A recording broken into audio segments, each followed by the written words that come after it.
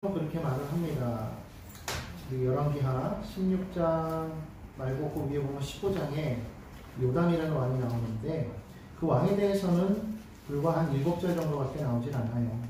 그런데 그 사람에 대해서 말할 수 있는 것은 34절이죠. 한번 읽어보겠습니다. 시작. 요담이 그의 아버지 우시아의 모든 행위대로 여호와께서 보시기에 정직하게 행하였으나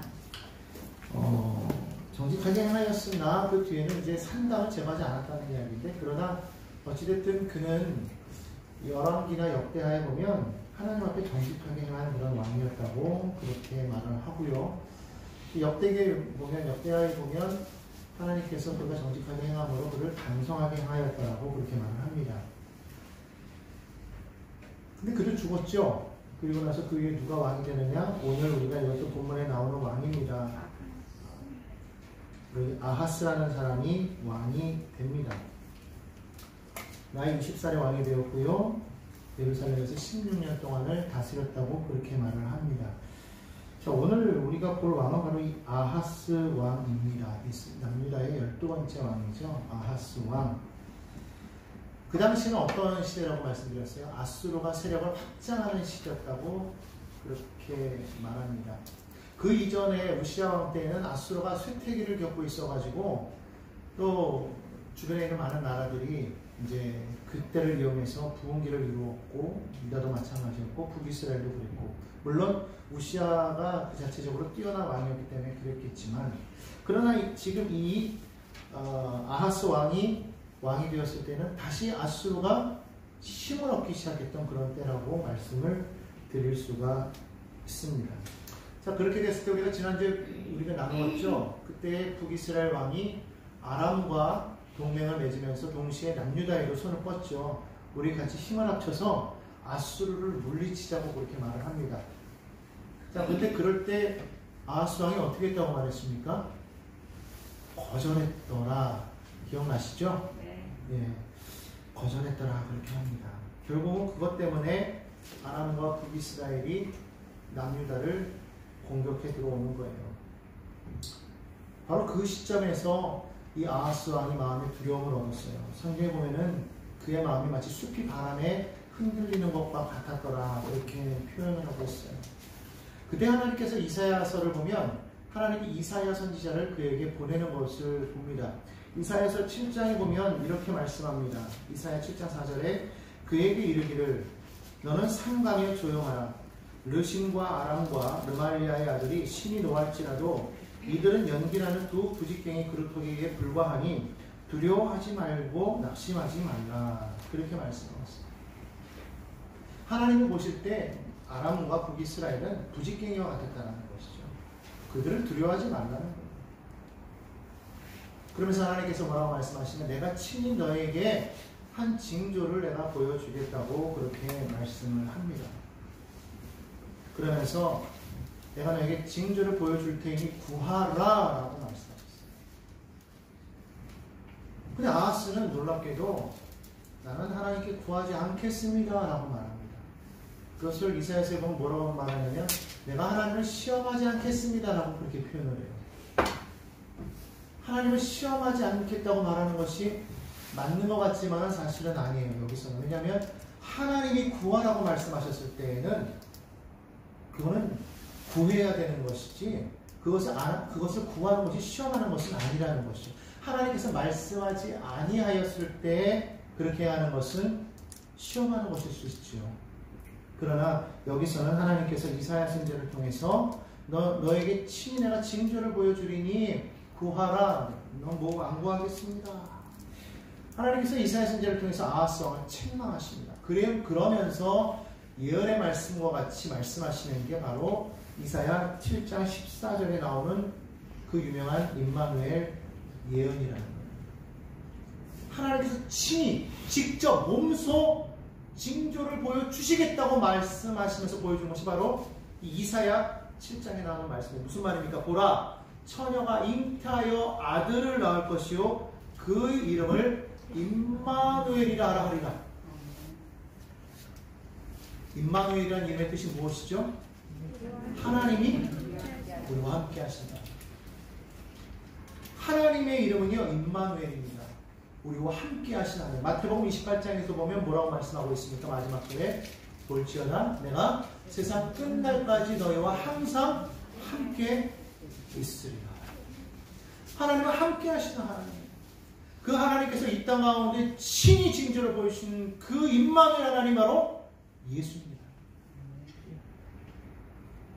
믿지 아니하니까, 구하지 아니하니까 하나님께서는 아예 친히 내가 너희와 함께함을 내가 보여주겠다고 말씀하시며 예언하시며 친히 이 땅 가운데 예수님께서 오셨다. 오늘 여러분 우리는 이 말씀을 통해서 우리가 분명하게 믿어야 될 것은 하나님이 나와 함께 하신다. 이 말은 돌려 말하면 하나님이 내 안에 계신다. 여러분 이것은 은혜의 말이지만 동시에 또 하나는 두려워해야 될 말입니다. 하나님이 내 안에 계시는데 내가 그 하나님 앞에서 범죄할 수 있겠습니까?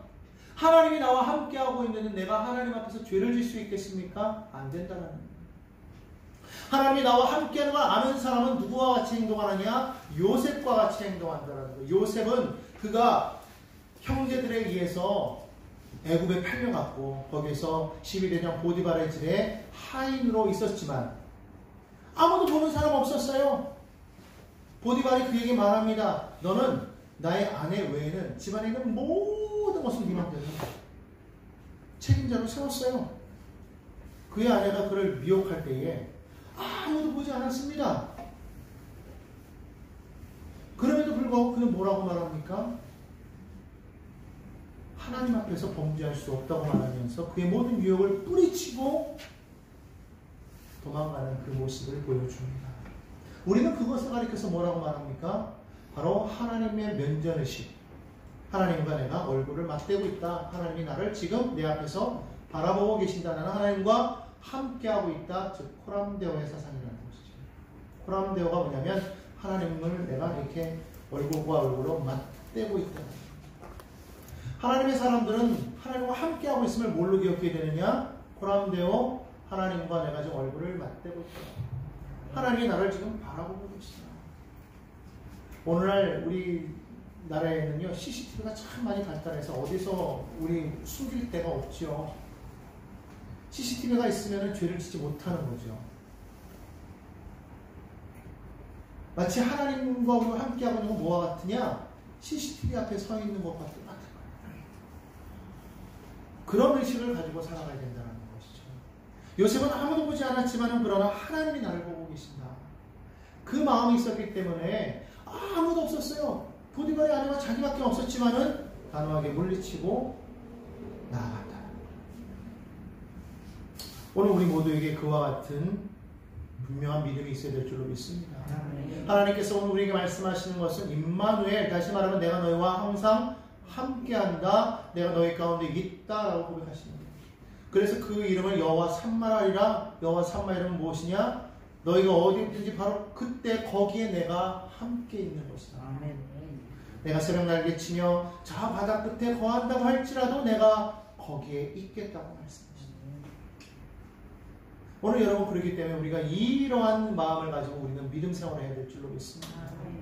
내게 힘이 없고 능력이 없어도 하나님이 나와 함께 하신다. 하나님이 내 곁에 계신다. 하나님이 나를 바라보고 계신다라는 분명한 믿음으로 나아갈 때 우리는 모든 그러한 죄의 유혹에서 우리는 이겨낼 수가 있으며 우리는 세상 가운데에서 우리는 온전한 믿음의 생활을 할 수가 있습니다. 나는 부족해도 나는 연약해도 나는 약해도 나는 할 수 없어도 하나님이 나와 함께 하시니 나는 할 수 있다. 바울이 고백한 게 뭐하니까 내게 능력 주시는 자 안에서 내가 모든 것을 할 수 있다. 그가 말하지 않습니까? 나는 풍부에도 취해받고 나는 빈곤에도 취해받다고 했습니다.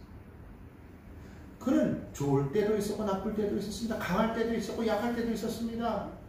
모든 것이 형통할 때도 있었지만 모든 것이 안 될 때도 있었어요. 그러나 그럴 때마다 그가 고백한 것은 뭐냐? 하나님께서 나와 함께 하시다. 내게 능력 주시는 자가 나와 함께 하시니 어떠한 상황 속에서도 나는 만족한다. 그렇게 고백하는 거예요. 오늘 여러분 우리는 어떻습니까? 잘 될 때는 하나님께 기뻐하고 예배하고 찬양하지만 안 될 때에는 낙심하고 절망하고 예배 자리를 멀리하고 실망하는 그런 모습을 보일 때는 없었습니까? 오늘 우리는 기억해야 될 줄로 믿습니다. 온전히 하나님 앞에 이 믿음을 가지고 서야 된다라는 것이죠. 오늘 여기 나오는 아하스왕은 안타깝게도 하나님께서 그렇게 말씀하셨음에도 불구하고 하나님 앞에 올바르게 서지 않았다고 성경은 말씀하고 있습니다. 우리 성경도 말하지 않습니까? 그가 야훼 하나님 보시기에 정직하게 행하지 아니하였더라. 16장 2절이죠. 그러면 3절에 뭐라고 말합니까? 이스라엘 여러 왕의 길로 행하였다. 이스라엘의 여러 왕의 길, 하나님을 떠나고 우상을 섬기는 그런 일들을 행하였다라는 거죠. 산당을 만들어 우상을 만들어 섬겼다라는 겁니다. 오늘 3절 계속해서 뭐라고 말합니까? 이스라엘 야훼께서 이스라엘 자손 앞에서 쫓아내신 이방 사람의 가증한 일을 따라 자기 아들을 불 가운데로 지나가게 하였더라.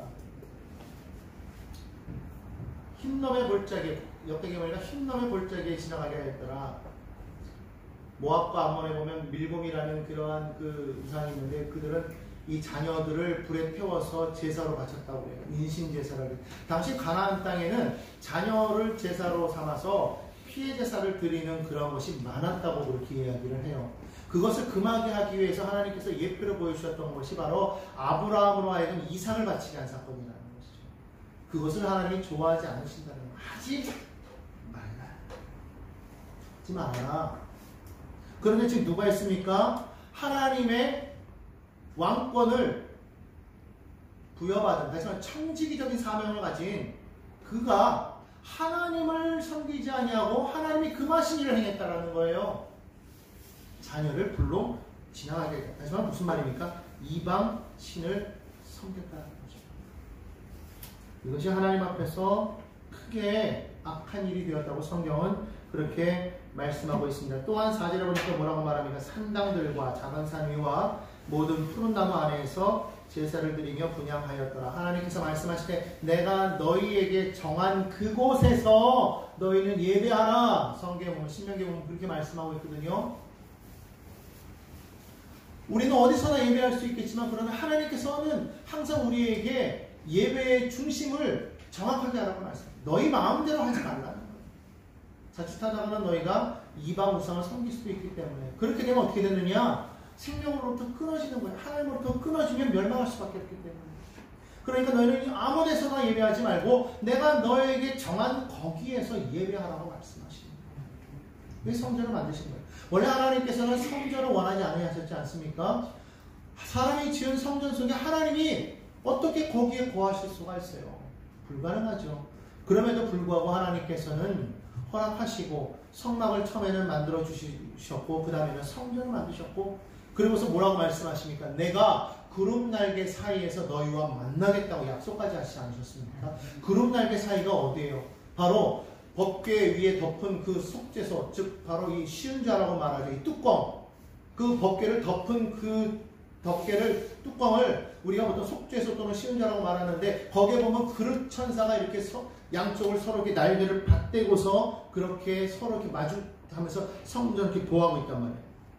바로 이 구름 날개 사이에서 너희와 만나겠다는 것은 무슨 말이냐? 그 하나님의 말씀이 법궤가 담겨있는 그 위에 속죄소, 속죄의 자리, 은혜의 자리에 바로 그곳 그 천사의 그 가운데 하나님께서 임재하셔서 너희와 만나 계셨다는 거예요. 은혜의 자리라는 거예요. 속죄의 자리라는 거예요. 하나님을 만날 수 없어요. 왜? 우리는 죄인이기 때문에. 하나님의 생명으로부터 끊어진 자는 하나님을 바라만 봐도 소멸할 수가 없어요. 어떻게? 마치 어둠이 빛 가운데 나타나면 어둠이 사라지는 것처럼 우리가 죄인의 모습으로 하나님 앞에 설 수가 없어요. 그렇기 때문에 이사야 선지자는 하나님의 음성을 들었을 때 뭐라고 말합니까? 오라 나는 망하게 되었다. 내가 하나님을 배웠습니다. 망하게 되었구나. 근데 하나님은 허락하셨기 때문에 그는 죽지 아니하고 오히려 하나님께서는 제단 숯불을 그 입에 대시면서 그러면서 하나님의 말씀을 전하게 하시죠. 하나님의 은혜가 있을 때 우리는 살아가요. 예수 그리스도를 통해서 우리는 하나님 앞에 우리는 담대하게 나아갈 수가 있는 거예요. 그전에는 누구라도 하나님 앞에 나아가면 죽었어요. 심지어 제사장이라고 할지라도 대제사장이라고 할지라도 특별히 1년에 한 번 있는 대속죄일에 그가 이 지성소에 들어갔을 때에 그때라도 그가 그 안에 하나님이 봤을 때에 죄가 있으면 치셨다는 거예요. 그래서 제사장들도 1년에 한 번 그 지성소에 들어갈 때에, 대속죄에 들어갈 때에 발에다가 실을 묶었어요. 그가 입은 옷을 보면은요, 옷에 성류와 방울이 달려 있어가지고 걸을 때마다 딸랑딸랑 소리가 났단 말이에요.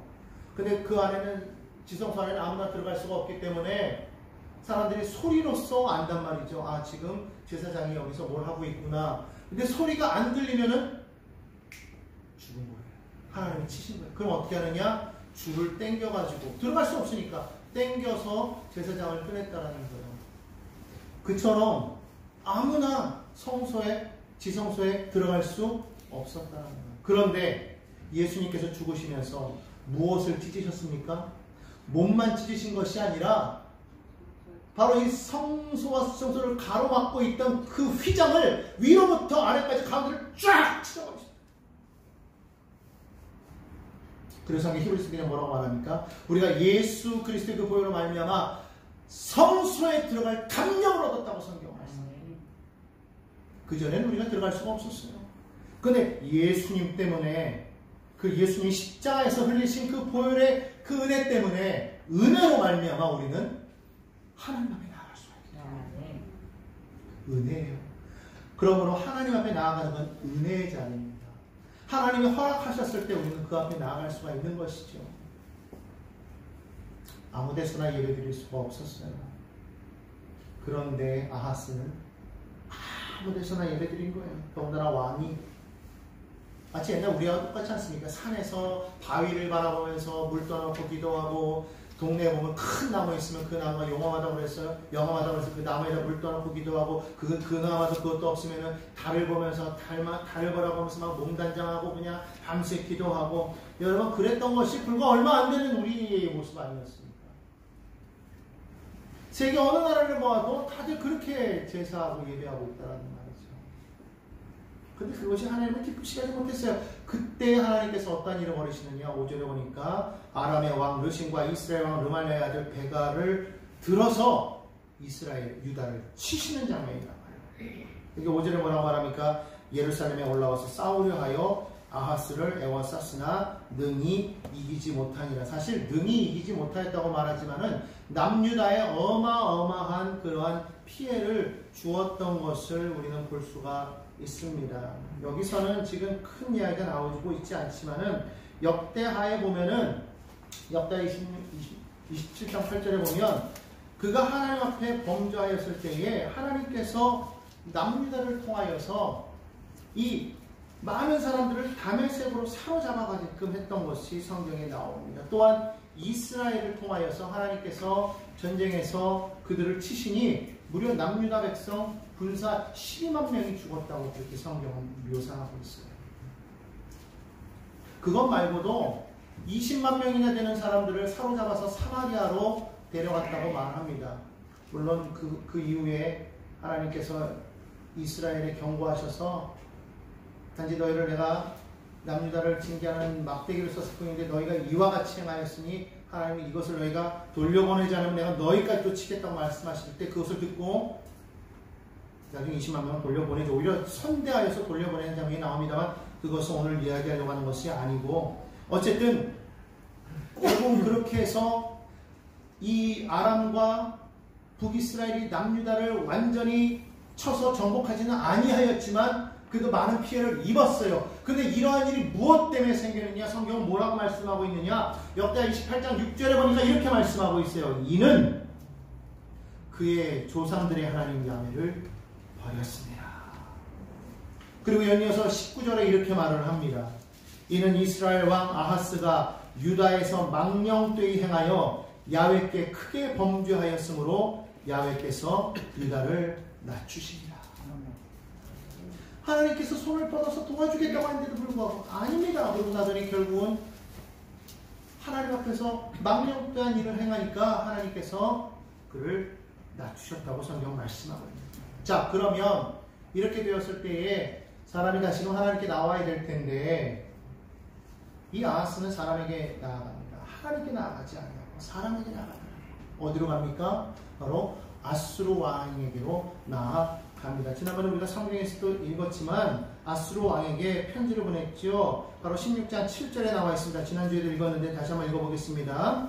아하스가 아수르 왕 디글랏빌레셋에게 사자를 보내 이르되 나는 왕의 신복이요 왕의 아들이라. 이제 아람과 이스라엘 왕이 나를 치니 청하건대 올라와 그 손에서 나를 구원하소서 하고 하면서 동시에 무엇을 보냅니까? 왕궁과 성전과 많은 재상들의 그런 재물들을 모아다가 아수르 왕에게 보냈다는 거예요. 자, 그러고 나니까 아수르 왕이 어떻게 합니까? 그때 말했죠. 빌미가 생겼다고 그랬잖아요.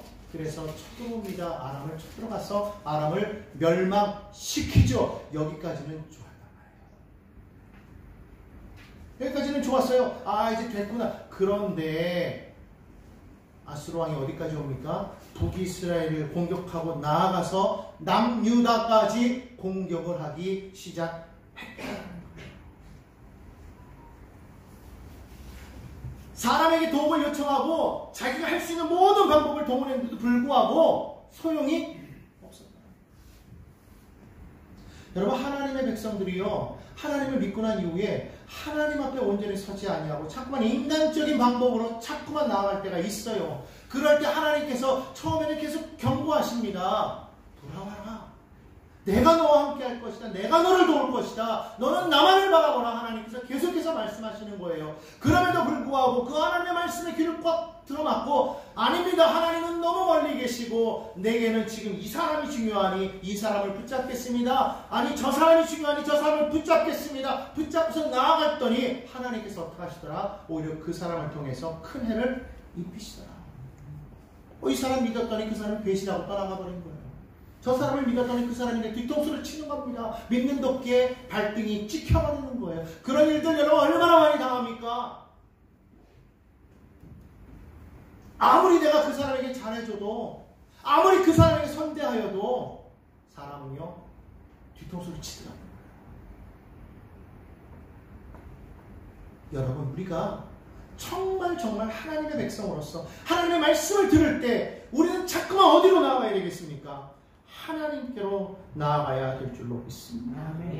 그런데 아하스는 그러지 못했기 때문에 아람에게, 북이스라엘에게 그렇게 많은 피해를 입고 나서 아수르에게 도움을 청하기 위해서 모든 있는 거 없는 거 다 끌어다가 바쳤건만 결국은 그가 와서 이 남유다 아하스를 치니, 여러분, 아하스 입장에서는 얼마나 마음이 답답했겠어요. 너무너무 공고한 상황이 처해버린 거 아니겠습니까? 앞을 보아도 뒤를 보아도 옆을 보아도 사방을 돌아보아도 도와줄 사람이 없어요. 자, 그러면 여러분 같으면 어디를 보겠어요? 앞을 봐도 도울 자가 없고 뒤를 봐도 도울 자가 없고 좌우를 돌아보도 꽉 막혔습니다. 그러면 어디를 쳐다보는 게 정답입니까? 하늘. 그렇죠. 하나님을 봐야 되는 거예요. 우리가 사방으로 우겨싸임을 당하여도 쌓이지 아니하고, 답답한 일을 당하여도 낙심치 아니하고, 거꾸로 튀임을 당하여도 망하지 아니하고, 빗방울 받아도 버림받지 않는 그러한 삶이 되어야 되는데, 그렇게 되려면 어떻게 되느냐? 내 안에 계신 능력의 힘이 큰 하나님의 능력, 그 보배가 내 안에 있음을 알고 그분을 의지하여 나아갈 때에, 다시 한번 예수의 죽음을 우리가 온전히 걸머질 때 예수의 생명이 내 안에 나타나는 역사를 우리가 경험하게 되는데, 우리 다 알고 있잖아요. 하나님 바라봐야 된다. 그런데요, 여러분, 이게 분명히 정답인데 안타깝게도 많은 믿는 사람들 가운데 하나님 바라보지 않는 사람들이 있다는 거예요. 누구처럼? 여기 있는 이 아하스 왕처럼. 분명히 지금 하나님을 바라봐야 될 때인데, 공부할 때에 성경은 뭐라고 말하고 있느냐? 하나님을 바라보지 아니하였다라는 거예요. 역대하 28장 22절로 23절을 보니까 이렇게 말합니다. 역대하 28장을 한번 펴보시기 바랍니다. 역대하 28장 22절입니다. 22절만 먼저 한번 읽어보겠습니다. 시작. 이 아하스 왕이 곤고할 때에 더욱 야훼께 범죄하여. 곤고할 때 뭐 했다고요? 야훼께 범죄하여. 여러분, 제가 처음에 우리가 지지난주에 누구에 대해서는 얘기 나눴다고 그랬죠? 우시아. 우시야 왕은 언제 범죄했습니까? 하나님께서 기이한 도우심으로 그로 강성하게 하니라 그가 강성함에 하나님께 범죄하려고 했어요. 강성함에 범죄할 수 있는 것은 이해가 돼요. 그만할 수 있습니다. 그러면 곤고할 때는 기도할까요? 아니라는 거예요. 아하스 왕은 어떻게 했다고요? 그가 곤고할 때에 오히려 어떻게 했더라? 더욱 하나님께 범죄하였다. 도대체 뭘 범죄하였다는 겁니까? 23절 계속 읽어봅니다. 자기를 친 다메섹 신들에게 제사하여 이르되 아람 왕들의 신들이 그들을 도왔으니 나로 그 신에게 제사하여 나를 돕게 하리라 하였으니. 야, 정말 하나님께서 그렇게 손을 내밀어도 하나님 손을 뿌리치더니 뭘 잡았다고요? 아람의 신을 붙잡았다는 거예요. 그게 오늘 우리가 읽었던 본문 말씀이에요. 이 아하스 왕이요, 아수르의 왕 디글랏빌레셋을 만나러 가다가 지금 어디를 들렀다고 그랬어요? 다메섹에 갔대요. 그 다메섹은 어디냐? 아람의 수도예요. 지금 이 아람이 아수르에게 지금 망하지 않았습니까? 그런데도 불구하고 거기에 딱 갔더니 세상에 거기에 신전이 있는데 신전이 얼마나 화려하고 아름답던지 아하스 왕이 그걸 바라보면서 그냥 한눈에 뿅 간 거예요. 이야, 이거다. 적어도 성전이 되려면 이 정도는 돼야지 하고 그 마음이 완전히 빠졌다. 그래서 그것을 자세하게 살펴가지고 그려서 그것을 고향 유다인 예루살렘에 있는 제사장에게 보냅니다. 그리고 뭐라고 말해요? 이렇게 만들어라. 이렇게 만들어라. 근데 제사장이요 또 그걸 듣고서는 또 그대로 또 행합니다. 제사장은 하나님 말씀을 들어야지 왕이라고 해도 왕의 하나님 말씀이 아닌 왕의 말을 들으면 안 되잖아요. 근데 그렇게 해놨더니 왕이 다메섹에서 돌아와서 뭘 합니까? 그 망한 왕 나라의 신, 그 다메섹의 신, 아람의 신에게 제사했다라는 거예요. 하나님께 예배해야 될 왕이 하나님께 나아가지 아니하고 아람의 신에게 예배하였더라. 오늘 여러분들이 우리가 정말 하나님을 정말 믿는다면 어떠한 상황 속에서도 힘들고 어려운 일이 다가올 때라도 우리는 하나님이 나와 함께 하시니 나의 삶을 하나님이 돌려놓으실지 아닐지도 몰라도 그분이 나와 함께 하신다는 그 은혜를 우리가 생각하면 이 세상은 세상 나라면 하나님의 나라가 아니요 우리에게는 하나님의 나라가 있으니 이 땅 가운데서 우리가 지금은 비록 형통하지 못한다고 할지라도 하나님께서 나를 도우사 나와 함께 하시면 반드시 이 땅 가운데서 하나님의 놀라운 기적을 체험하게 될 것을 우리가 믿고 나아가야 될 텐데 우리는 당장 눈앞에 보이는 것과 손에 닥치는 어떤 그런 것만 바라보면서 하나님의 그 능력을 신뢰하지 못하고 때로는 하나님을 믿는다고 하면서도 자꾸만 세상적인 방법을 쓰고 세상으로 나아가려고 하다 결국 어떻게 됩니까? 아하스 왕과 같은 그런 꼴을 당하게 되더라는 겁니다. 여러분 전도서 12장 1절에 솔로몬은 그렇게 말합니다. 너는 청년의 때 곧 곤고한 날이 이르기 전 나는 아무 낙이 없다고 할 해가 가깝기 전에 너희 창조자를 기억하라. 곤고할 때가 아니라 곤고하기 전에, 다시 말하면 모든 것이 형통할 때 지금 너는 누구를 기억하라? 너희 창조자 하나님을 기억하라. 오늘 여러분 하나님 기억하십니까? 여러분 매일매일의 삶 속에서 하나님을 생각하십니까? 여러분 구조를 생각했더니 여러분 마음이 막 기쁘던가요? 매일매일 살아가면서 하루에도 12번씩 그분을 생각하십니까? 아니면 우리가 사람과의 연애하듯이 처음에는 연애 감정으로 마음이 막 뜨겁다가 한 1년 지나고 2년 지나고 10년 지나고 나니까 마치 우리가 사람에 대한 그런 애정이 식듯이 그냥 쫙 식어버려가지고 예수의 이름을 불러도 뜨뜻미지근하고 감격도 없고 그렇습니까? 오늘 여러분들이 기억해야 될 것은 우리의 하나님은 어제나 오늘이나 영원토록 동일하시다. 주의 인자는 끝이 없고 그의 자비는 무궁하며 아침마다 새롭고 늘 새로우니 주의 성실이 크시리라. 여러분 하나님과 함께하고 있을 때 그분으로부터 내려오는 그 은혜는요 날마다 새롭고 또 새롭고 또 새로워서 마치 어제 진 태양이 오늘 아침 다시 떠올라도 그 태양은 어제 태양이 아니고 새로운 태양이듯이 우리가 매일매일 우리가 강하여도 매일매일을 지나도 어제와 오늘이 다르고 또 오늘과 내일이 달라야 되듯이 어제도 오늘 같고 오늘도 어제 같고 내일도 오늘 같을 것이고 그냥 이렇게 살아가면 은혜 받은 삶이 아니죠. 오늘 그 은혜가 내일 또 족하고 어제 은혜로 오늘을 사는 것이 아니라 어제 은혜는 어제로 끝이고 오늘은 또 하나님이 주시는 그 은혜로 또 살아가고 내일은 또 하나님이 주시는 그 은혜로 살아가고 아침부터 일어나면서 주님을 생각하면서 주님과 동행하면서 그렇게 살아가야 될 것이 아니겠습니까? 여러분 그래야 되는 거죠. 이것은 뭐 그래야 되느냐 안 되느냐가 아니라 그렇게 할 때 우리 안에 생명이 있기 때문에 주님을 만나러 나오는 것이 힘들고 지겹고 어렵고 귀찮고 짜증나고 마지못해서 어쩔 수 없이 의무감으로 나오게 될 때 여러분 이미 우리는 믿는 자 같으나 믿지 않는 자요 구원받은 자 같으나 구원받지 못한 자요 소망이 있는 자 같으나 소망이 없는 자예요. 아무것도 아닌 것을 여러분 기억해야 될 줄로 믿습니다. 그때 주님이 오셨을 때에 주여 우리가 주를 위해서 이렇게 행하였으면 할 때 주님이 악한 자들아 나는 너를 도무지 알지 못한다. 여러분 그렇게 되면 얼마나 슬픈 일이겠어요. 주님 오시는 그날에 우리를 바라보시면서 사랑하는 아들과 딸아 내가 너를 기뻐한다. 내가 너를 기뻐한다. 여러분 그 말 들어야 되지 않겠습니까?